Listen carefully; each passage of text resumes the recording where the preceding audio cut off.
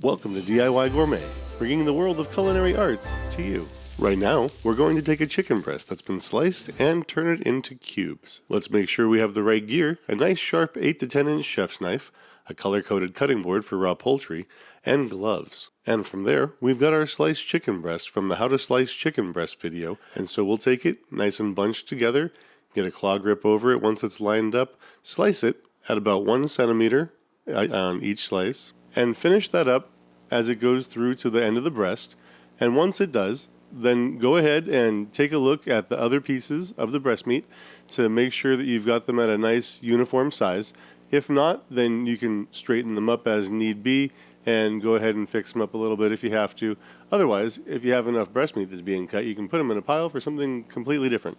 And there you have it, folks. Do-it-yourself gourmet. No fluff, no filler, just skills that stick. Check the description for links to the tools and gear I'm using today. If you want to support the Academy and get deeper into the curriculum, click the join button below to become a channel member. Tap that like button, subscribe, and we'll see you next time.